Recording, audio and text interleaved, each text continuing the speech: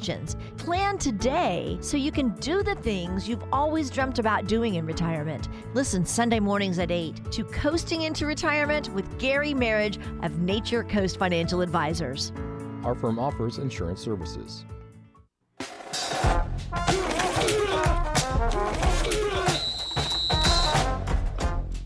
Get your notepads out. Get your recorders out.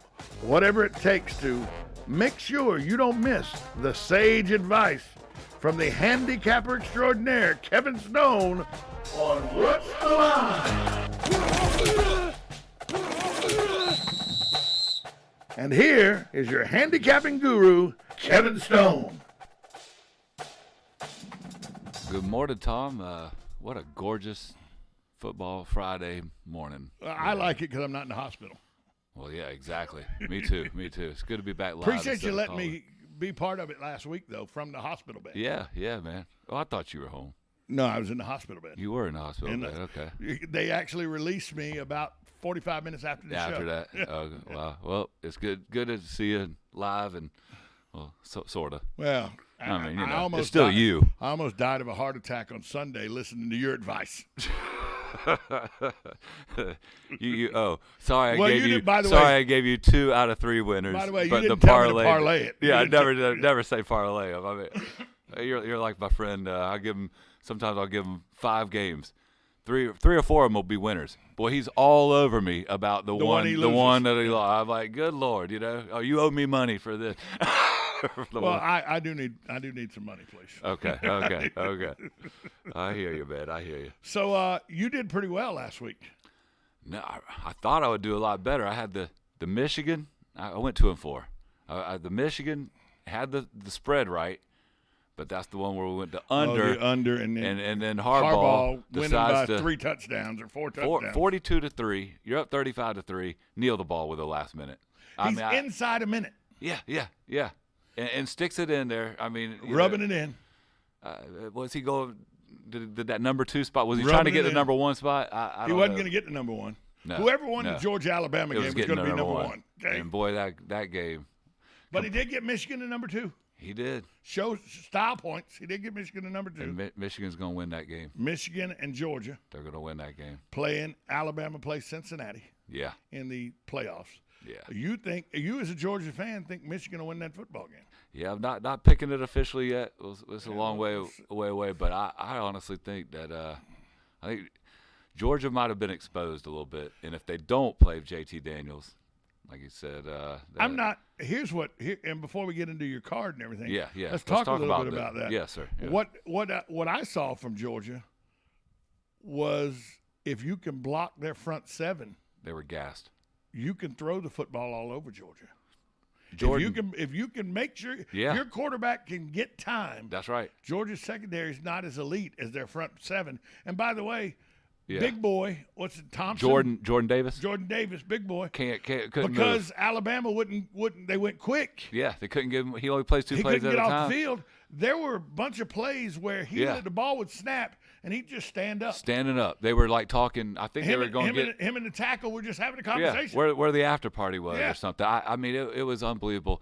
There was one game this year earlier in the season where the guy only played 9 plays. Yeah. 9 total plays in the whole. I mean, they get him out. He's incredible when he's in there, but I'd never. But he's 380 pounds. Yeah, and runs like a deer. Yeah, like a spook deer. I mean, but there's no way that size person can do that for 60 minutes every play. No, I wouldn't know, but I mean, you just can't. No, you're right, and that would be the chess match if they did get back to the championship game of Georgia Alabama. What does that D coordinator? Does he start sending in more blitzing? You got to put pressure on Bryce Young. They got no pressure from the front 4. None. The front 7. I mean, Bryce Young. Well, they didn't blitz a whole lot. They didn't do anything. I know. I mean, if you got 5 offensive linemen, right. You got 4 defensive linemen, and usually one of your defensive linemen is getting double teamed every time because Jordan Davis getting double teamed every time. That's 5 on 4, which becomes 4 on 4. Yeah. You should be able to get linebackers in on blitzes. You should be They able to. didn't even attempt it. No. And Brian Robinson was picking up in the backfield the running back. Yeah. He was nice on picking up some blocks. Bryce but, Young wins the Heisman in that football game. Easy.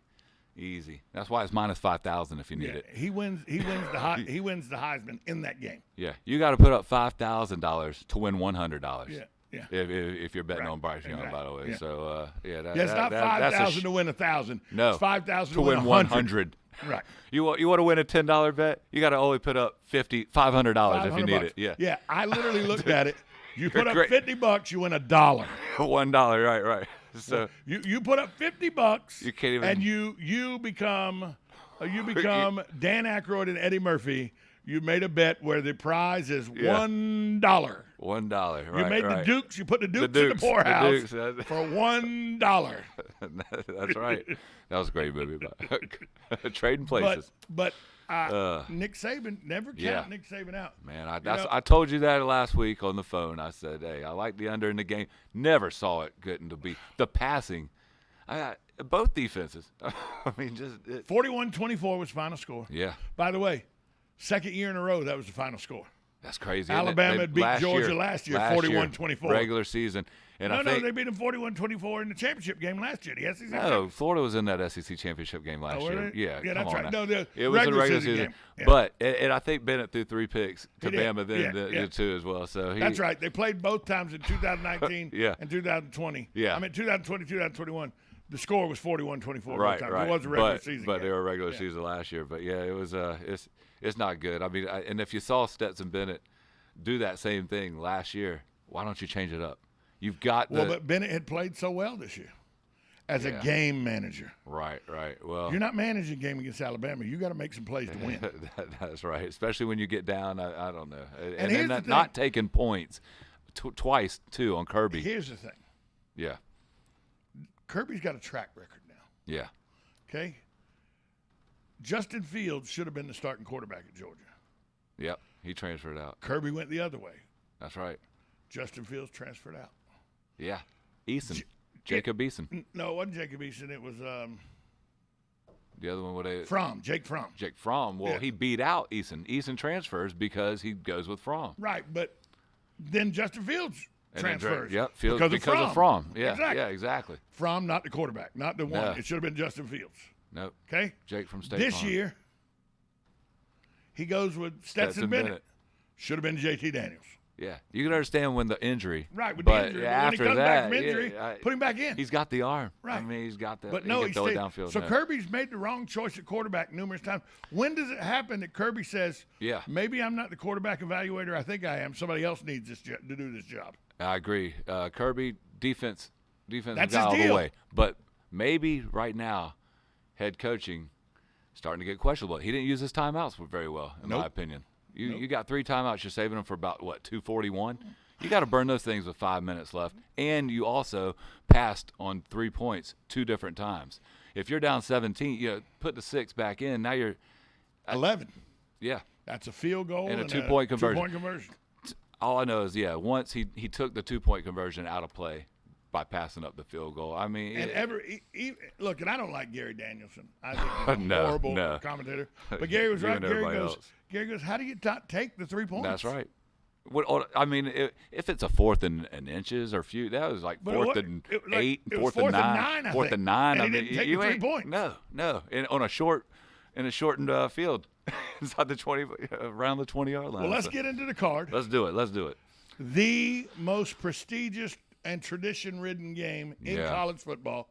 The only game in college football where both sides of the ball are willing to die for our freedom. Amen. Army-Navy. Army-Navy. Takes place in what was the Meadowlands. Now, I don't know what the name of the stadium is, but it's okay. They don't play it in Philly. No. This year, okay, for the anniversary of it, they're playing it in New York City. Well, in New Jersey, where the Jets and the Giants play. The old Meadowlands, right. Yeah. Okay. Army is a 7-point favorite. Yeah. Over/under's 34.5. The uniqueness of this game, both teams run the exact same offense. Exactly. Both teams run a variation of the triple option. Both teams are coached by coaches who come out of the coaching tree of Paul Johnson, who was a coach at Georgia Navy and Georgia Tech. Yes, Paul Johnson comes out of the coaching tree of one Erskine Russell. Because Paul Johnson was my coach at Georgia Southern as an assistant. Wow. Then he left, and he came back as a head coach and coached as a head coach at Georgia Southern. Won 2 national championships while at Georgia Southern in 99 and 2000. Then he moved to Navy, where he beat Notre Dame for the first time in 32 years. Yes, yeah. That was the longest. That got him the Georgia Tech gig, yep. and he was at Georgia Tech till he retired. Yeah. And so both these guys, Jeff Monken, Yep, whose brother is kind of important. Yeah, offensive coordinator for the Dogs. Kind of important at the University of Georgia. Yeah, offensive coordinator. Todd Monken. Todd Monken. Monk. Yeah. So a lot of ties to my alma mater here. Yeah. 2 offenses that are perfect. The military academies are perfect for this offense. They are, yeah. Because this is an offense where you don't ask questions. Okay. Just do don't what you're question, told. just do. Just do what you're told. And Drill sergeant. Right. Because if you run the triple option without thinking about it, because you're going to run a lot of dive plays that get stopped after 1 yard. Yeah. It's just going to happen. You're But going to run a eventually- lot of dive, but eventually the defense is going to get lazy, Yeah. and you're going to hit them with a 65-yard touchdown. That's right. But you have to be committed to knowing, do what the coaches tell you, even if it's not working or you think it's not working. Yeah. It's really working, and it's perfect for the Naval Academy and for the Army Academy, the West Point, because they don't ask questions. They just do. Yeah. Navy this year, not very good. No. 3-8, right? Yeah, not very good. Yeah. Army, pretty good football program. Okay. This is one of those games, though, where you throw it out the window. It doesn't matter You do. what it is. It's the Army-Navy game. And remember, these are 2 teams that were powerhouses in the 40s, 50s, and early 60s, winning national championships at the 1A level. Wow. Roger Staubach, former great Dallas Cowboy Hall of Fame NFL quarterback. Oh, yeah. Naval Academy. You button hooked me. You know what I mean? Naval Academy. Yeah. So Yeah, absolutely. this game, Army's a 7-point favorite. The over-under is 34.5. It is the premier afternoon game on CBS. Yes, yep. That's right. How you looking at this one? Well, full disclosure right away. You have no idea about either team. I've probably watched a combined 3 games this year from both these teams combined. See, and I've watched a bunch. And I know the Navy, I've watched a couple. Yeah, exactly. So I'm definitely not the best expert on picking this game. But bottom line is, it's the only college game on the board this week. I'm watching it. Unless you want to do 1AA playoffs. I'm not doing the playoffs. No. We'll pass on that. And I love watching it. I truly enjoy the pageantry. And, it's great. And I love how they both kind of they march into the stadium. Yeah, in the after the game, where they kind of both sing their own, the alma maters while the other is paying respects and standing behind them, they're singing their alma mater songs, and it's great. With all that said, as far as the game goes, I'm gonna go ahead and take the team that's 8-3, lay that 7, especially with over the team that's 3-8. Even like you said, throw the records out the window, but a 1 touchdown spread. So you're taking Army. I'm going to go Army, lay that 7 points, and just hope for the best, man. I've watched. What do you think? I've watched probably 4 or 5 Army games this year. Okay. After the games were over, I went back and watched them. Right. You get them on demand. Okay. And I've watched 3 Navy games. How do you like that? Army's blowing Navy off the football field. Beautiful, man. I love that reinforcement. I mean, good. If this was a 13-point spread, I'm taking Army. Okay. Good. That's how good coach this team is, and how better of an athlete they have right now than the Naval Academy has. Naval Academy is. What's it? The quarterbacks? What come back? Okay. Tom, yeah. But the Naval Academy right now is down. But that They happens are. because you don't recruit. No. You just get what you get. Just get what You get what you get. And so some of the younger classes. The come Naval in. Academy's down right now, but they'll be back. They'll be back to respectability. Yeah.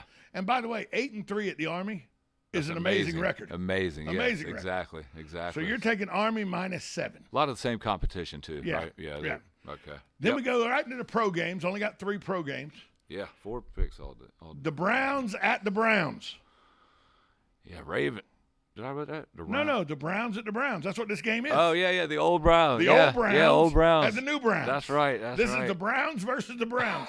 And believe me, it's not lost on the city of Cleveland that they don't like the Ravens. No, they don't. They don't. Because the Ravens are the old Browns. And then won a Super Bowl with them. And went and won a Super Bowl.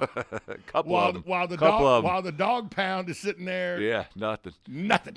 That's America's team, though. So it's Cleveland Brown. The Baltimore New Ravens, America's team. The Baltimore Ravens going into Cleveland. Yeah. The line is Cleveland minus 2.5. And the over-under is 43. 43. So Cleveland, look, a little home field advantage here. Not the full 3 points. Right. But at 2.5, that's really 3 points. Pretty much, yeah. Yeah, So Vegas is saying the home crowd is the difference. Is the it's difference. a pick 'em. Pick 'em on a neutral. Right. Over under 43 is where I'm leaning on this one. It was 42 actually last night or a couple days ago when I checked it. You had taking to scratch the that over? out. I'm going under. Here's why. Ooh. Ravens under the point total in 5 straight road games. Okay. Cleveland under in 4 out of their last 5 home games. Right. So those are trends that I'm going to go ahead and stick with. Yeah, but remember, the old the Ravens are the old Browns, so that's a home game. And the new Browns, because the old Browns will be at home. Under that analogy. That's a road game. It's just the opposite. It's been too long, man. Also, if you threw out that Cincinnati Bengal game where the Browns absolutely annihilated them, they hung 41 on the Bengals. But other than that, the Browns haven't scored more than 13 points in total in 4 of those 5 under games. Ravens, here's their last four games, what they put up: 19, 16, 16, 10. If both teams are averaging under 20, that looks good for the under. They got to get more than 6 touchdowns. In this one, I think that's too lofty. So you're taking Ravens at the Browns. You're taking the under 43. Yeah, under 43 in that one. Yes, sir. A very bad team at the Broncos. The Lions at the Broncos. Lions got their first win of the season. Yeah. Against Minnesota last week. Yeah. On the last play of the game. They're 1-1. Yeah. Yeah. I had a teaser with the Minnesota just had to win. Are you kidding me? On the last play of the game. Yeah, last play. It was a 5-teamer. Denver minus 10. The over-under, again, 43. Yeah. Did I write 43 on there? I thought it was 42, but okay. Yeah, in Denver, this game's going crazy toward them. It started off around 7.5, 8, moved all the way to 10. Right, it opened at 7.5. 7.5, yeah. It's gained 2.5. Again, almost a field goal. That's right. That's a lot of movement. At home. Yeah, in the NFL, these aren't exactly 2 stellar offenses. No. So of late, Denver literally gone under the total 6 straight games. Lions way under in 3 of their last 5. One of their overs actually only hit the over by 2 points. Right. So they're. Doesn't that tell you though the law of averages says that they're ready to hit the over as a group? No, it doesn't. No. Because they've been under so much, the law of averages says they got to go over eventually. I mean, it's like if you get black. Law of average. So you get black 5 times in a row on a roulette wheel, bet red. I don't think so. You know what happens when you it's bet gonna red? Be black. It'll be black. Yeah. Same thing with a flipping a coin, right? Yeah, you can have heads heads flip 7 8 times. The 9th time you bet, it's going to be tails. It'll be heads. And you know what? Percentages are still 50-50. Still 50-50. Still 50-50. No matter what. So this is another one, another matchup. Yeah, like I said, set at 42, 43. I like that, just like the last game. So I feel it should be low scoring affair, and I'm going under. You're taking the under in the Lions at the Broncos, and then finally, a game that will go a long way in deciding the NFC West. The Los Angeles Rams. Yeah. Come into Arizona to face the best team in the NFC. Yeah, number 1 seed. Arizona Cardinals. Yep. Yes, They're a 2.5-point favorite. Arizona is. The over/under is 51.5. Yeah, man, I got this one being the opposite of the other two. High-scoring shootout. Classic NFC West matchup. Favors lots of offense. Well, over 51.5. And pretty good quarterback in Los Angeles right now. Oh, you're Stafford? I mean, he's doing his Jared Goff impressions right now. Jared Goff is not a good quarterback. No, he's not. Matthew Stafford's been has always been a good quarterback. He just was in Detroit. Yeah, I know, but he has struggled the last couple 2-3 weeks, and then the Arizona quarterback right now the best quarterback in the league. Kyler Murray, something special, ain't he? And I never thought he'd be that. I thought he would get injured, as small as he is. Yeah, and everything. yeah. I would think he'd get injured, but or couldn't see over the offensive line. But he's doing a great job in Arizona. Got them as the number one seed now in the NFC West. Yeah. But neither one of them play very good defense. No. Yeah, I got both these teams are averaging 28 points or more on offense, which is huge in the NFL. That is. So that's good. When it comes to the defenses, not all that impressive much either, because Rams are giving up about 23 a game. Right. And the Cardinals are around 19 a game. So, some of them are low. But on the average, right? But they're about averaging 20 to 24. And you give up 24, 26 points a game. That's a lot of points. Yeah, and this is your Monday night game. So right. throw the Monday night little matchup in there that gives us something. So you're taking exciting. the over. We'll 51 go over and 51 and a half. So no spreads on my NFL. So let's look at it again. The Army-Navy game, with all its pageantry and tradition. Yeah. Army is -7. You're saying lay the 7 points. Lay to the take 7 Army. in a blowout, according to Tom Schmidt. It's going to be a blowout. It's going to be ugly. Ugly. Yeah. Ravens at the Browns, or as I like to say, the Browns at the Browns. Browns at Browns, okay. The over-under is 43. You say take the under. Under 43, yeah. I'm going to go lower. Under lower 43. scoring on that. The Lions at the Broncos. I have it at 43. You have it at 42. Yeah, it might have moved. I don't know if I crossed it. Take the under in that game as well. We'll call it 42 and a half. Take the under. Under in that one, yeah. And then the Rams at the Cardinals. Yeah. 51 and a half is the over-under, and you say take the over in that game. A lot of points, but like last week when we on the one that I didn't do for the show, but I did do for you, was the Bengals. We had the Bengals and who are they playing? And Chargers. Yes. Blue. The over-under was gone. Third quarter. I mean, gone. that's where those are nice. So the over was gone. Yeah. So we starting next week. We hit that. We hit the Dolphins. Starting next week. Yeah. Or the week after. Is it next week? The bowl season. Next starts? weekend. Yeah. Next weekend. The 17th Cure Bowl is one, and then you got the 18th, and then the stellar Gasparilla. The Gasparilla Bowl, baby. Oh man, I tell you. The UCF Knights. By the way, I bet I haven't looked at that line. UCF. I hadn't looked at that line. 7.5 Florida, I think, or 8. 7.5. There's no way Florida should be favored in that football game. No, they should. It should be a pick'em game at the best, at the least. UCF has something to play for. I mean, they're going to want to beat a major program. Of course they are. Florida, they're in a no-win situation. You're 6-6 supposed to win that game. I know. You're supposed to win, but if you don't, and if you lose, you look bad. And if you win, well, you're supposed to win. FSU had that situation about, I think, the year after they went to the 2 straight, the national championship, then the Final Four. Then they go play like Houston in one of those smaller bowl games. Houston had everything to gain. Florida State was down, just kind of disappointed that they did. Think about this. If Florida beats UCF, it doesn't help Florida recruiting. Nothing at all. If Florida loses to UCF, it hurts Florida recruiting. That's right. If UCF loses to Florida, it doesn't hurt UCF's recruiting. No. But if UCF beats Florida, there you go. Oh, it helps their recruiting immensely. Yeah. UCF's got everything to gain. Florida has everything to lose. Everything to lose. And Florida better just get out of there without any major injuries. And by the way, this is a game that in the next 10 years is going to be played 3 more times. Interesting. In the regular season, Good. as they go Florida, Orlando, Florida. Really? Gainesville, Good. Orlando, Gainesville. Good. Yeah, that's in the next 10 years they play 3 times. FSU did with the USF a little bit like that. Yeah. So this is a precursor to 3 more games that are coming in the regular season. The Gasparilla Bowl. Yeah, because what's the word? The Poulin Weed Eater Bowl, maybe. Yeah. The San Diego County Credit Union Poinsettia Bowl, maybe. the Liberty University beating Georgia Southern and the Cure piece of mother. Yeah. Hey, I thought about you watching College Game Day. They last week they had Zach Brown Band doing the picks for the Georgia, and you know what he said? Why he's a big dog fan. His daddy had Irk Russell, a picture of Irk Russell on the on his wall, and I thought about Tom Schmidt. So I said that. My dog is named Irk. Okay, there you go. That's all you need to know. That's my it. dog. His name My Irk. dog is named Irk. Now, which one was that? The big black big black Rottweiler. Look, yeah, he's named Okay. Irk. That's all you need to know. I didn't know. That's all you need to know. His name is Erkskin. Irk. Yep, that's all you need to know. All right, Kevin, man. Talk to you next week, pal. Yes, sir. Have a great weekend, everybody. Everybody, thanks for listening. We'll see you right back here next week for What's the Line with Kevin Stone.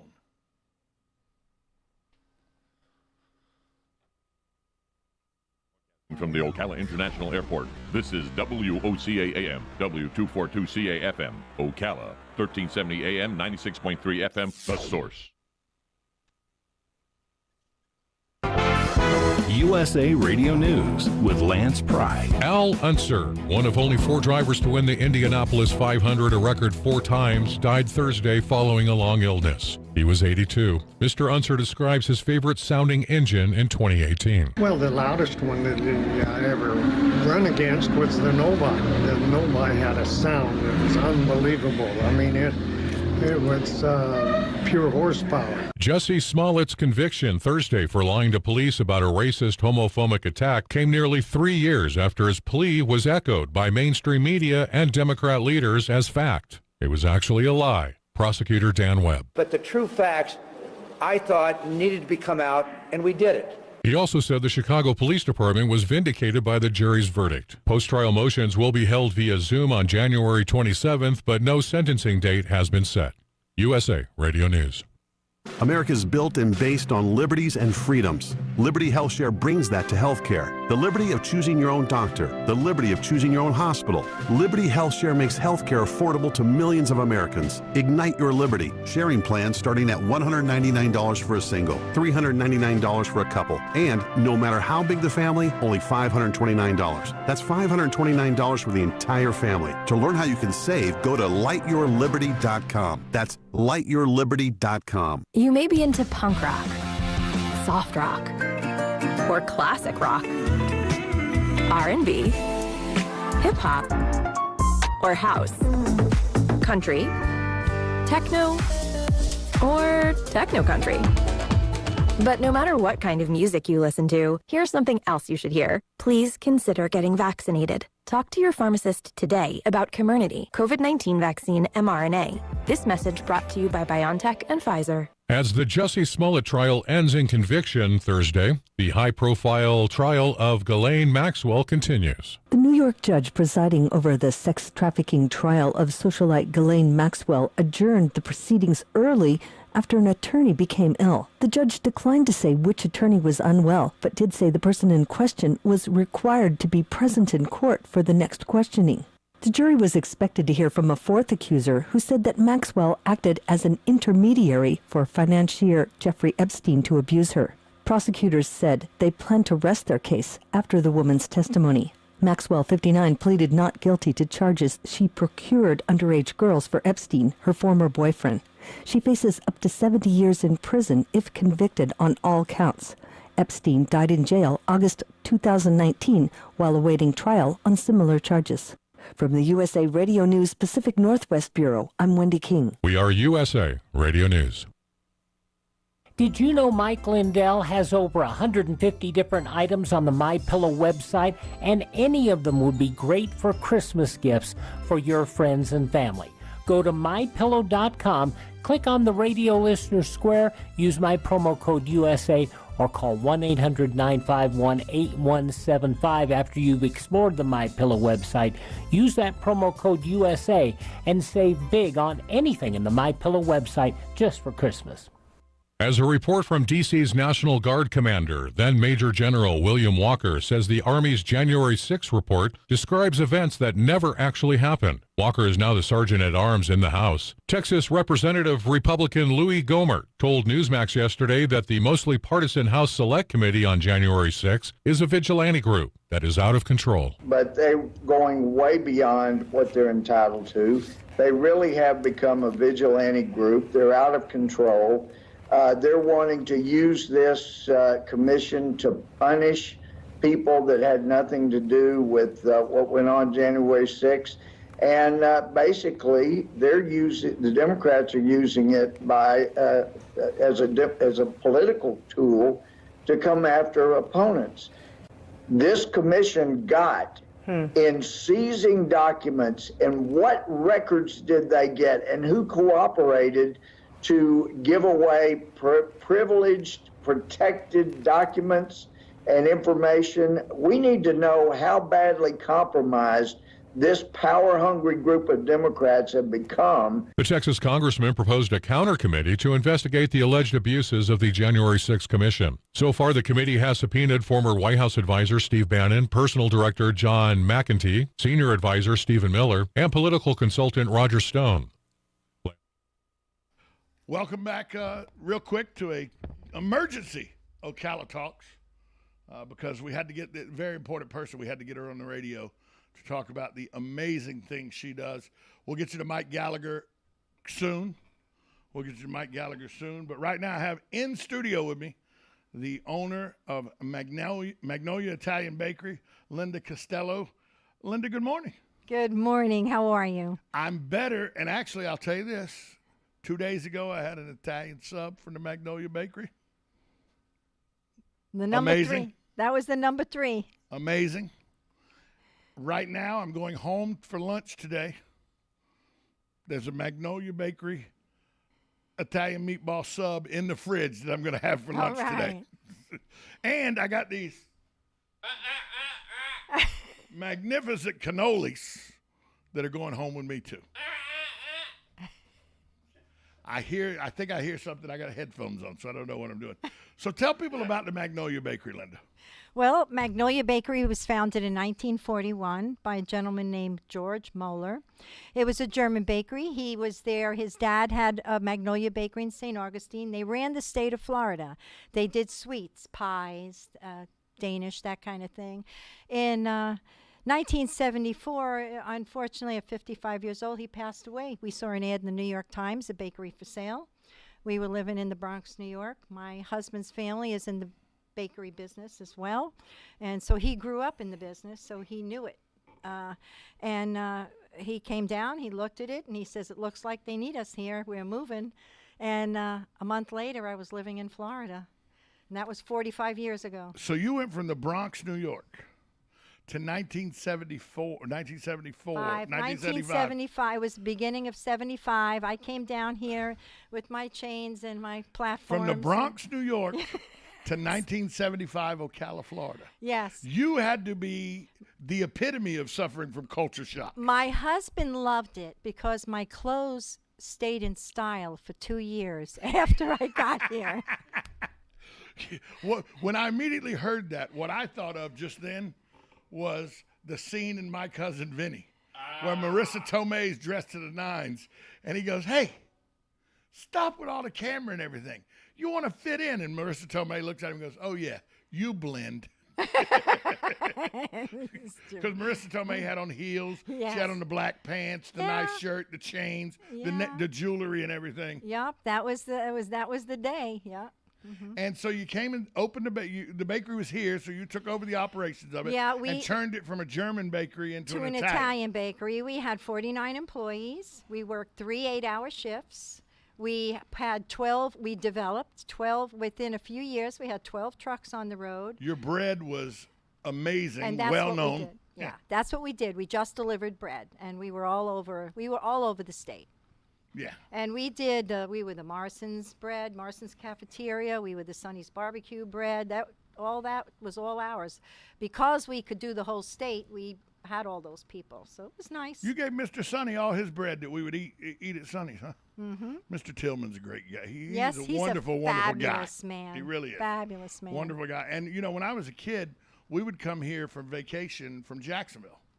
And we would come stay at the Holiday Inn, which is now, I don't know what it's called now, but it's right across from the entrance to Silver Springs. Mm-hmm. So I would eat your bread again because every Wednesday night of our vacation, we'd come up to 16th to the Morrisons that were right there, and we'd eat at Morrison's. Mm-hmm. That was our big meal out as a family on our vacation. We'd come to Morrison's and eat. So Yeah, we Marita Bakery's got nothing on you. Well, no, we delivered to Marita because we made bread they didn't. So in Jacksonville, our trucks we would bring them bread, and we had commissaries all the way up to Alabama that we delivered to for the barbecue places, and When did you switch over from bread only to where you are now? Well, there was always the donut shop up front. Always. And what we started, because we were Italian, people would smell the food and the stuff, and they'd say, "Hey, you got cheese back there, you got pasta, you got this." And says, "Why don't you share it with us?" And we started growing into a deli, and not just a bakery, but a deli, and then food, and we just kept on expanding. Now, today people can come in. It's more of a deli style atmosphere in there. What times are you open? Because a lot of times people go, that place is, I never see anybody there. Every time I go by, I always see people there. Yeah, we're there Tuesday through Saturday. We're open from 11 to 3, but we're in there from 8 o'clock at night until we open cooking. So we have fresh everything every day. And for Christmas, of course, Christmas is on Friday. Yes. So we're going to do Monday through Thursday for Christmas, and then we're going to close Friday, Saturday, and Sunday. So we'll have a few days off. Okay. Now I'm half and half, and half of me is German. Okay. Half of me is not German. So it's kind of like the bakery. Right. Half of me is German. And that's why when you said it was a German bakery first, now it's an Italian bakery. Well, his recipes, the German rye, we kept all his recipes. He took care of health food stores. Right. He was the guy for the health food stores, so he didn't use any preservatives. So we continued that. We continued his recipes, and we don't put any preservatives in our bread either. My question is, when it comes time for holiday pies, can I come to the Italian bakery and get a mince pie, or do I still have to go to that place with the big green pea? We're not doing. We did pumpkin and apple, and that was it. That was it. We're going to have to start bending her arm, get her to make mince. Well, I can treat the Italian side because we make the ricotta pies. We make. I'm okay with that rice, too. wheat, I'm okay with that. Meat. Yeah. Yeah. I'm okay with it. Joe, stop. The ricotta pies are good. Stop. You sounded. I like the meat pie. Yeah. Yeah. Made my dear. So now, if I wanted to, though, I can come in, I can get gabagool and stuff like that, cut and take it home. Yeah. It's not just deli sandwiches. I can actually get different cheeses, meats, and everything. We had the hot cappy, the provolone, the pecorino romano. Yes, we have the oil-cured, little wrinkly oil-cured olives. They're so delicious. And, we're doing a lot of antipasta and a lot of dinners for people. And we've got a special on the lasagna right now. So we're making the lasagna roll-ups. A lot of people are deciding not to go that, not to have to cook it themselves. And so we're making a lot of lasagna. Yeah, I will tell you this. It's a terrible thing. I will admit it openly that I'm a horrible person when it comes to this. It's such a pain. I remember with my grandma and all how much a pain in the neck it was to make fresh lasagna. That I found out that I am actually a family size Stouffer's. I thought, I was one person. I found out I'm a family size because I can eat a Stouffer's by myself. But that's how lazy I am because I hate making lasagna. That I actually buy Stouffer's lasagna. So I need to come to the bakery and get some lasagna. I need to get you some lasagna. It's when people taste it, we don't put any meat in it because we want everybody to be happy, and we put 3 cheeses in it. So we have the ricotta and the pecorino romano and mozzarella. And we just roll it up. We don't use a meat sauce, but we have plenty of meat on the side to go with it. So we try to please everybody. Well, you get your good ribeye to go with it anyway. You can eat ribeye and lasagna. Nah, we just do meatballs and sausage and peppers. I could go with a good ribeye and a lasagna. It's pretty good. Pretty good. A little spaghetti and meatballs with a ribeye on the side. I could go for that. Yeah, that sounds good. I can do that. So give people again what time you're open. If they want to come by it's a lunch thing, lunch hours. Yes, we're open from 11 to 3, Tuesday through Saturday, except Christmas week. So Tuesday through Saturday, 11 to 3. People can call us up to midnight because we service restaurants, and they call us up to midnight. What's placing the number? Orders. It's area code 352-207-2667. If you Google it, it'll come up Magnolia Bakery. That's 207-2667. 2667. Is there a website that's got a list of all the items you have and everything? We have a Wix site, magnoliabakeryocala.wix, and that has our sweets on it. Okay. We have just expanded doing the food, and we're doing so much of it now. I haven't posted that on yet, but if you come in, you'll smell it. Linda Costello, she is the owner and operator of Magnolia Italian Bakery. Thanks so much for coming in, and I appreciate you bringing me 4 cannoli. Joe, appreciate you bringing that to me. You're welcome. Thank you. You're welcome. Talk to you soon. Yeah, I did. Merry Christmas. Merry Christmas. Happy New Year. Now it's time to return to Mike Gallagher. A restaurant here in Greenville, South Carolina.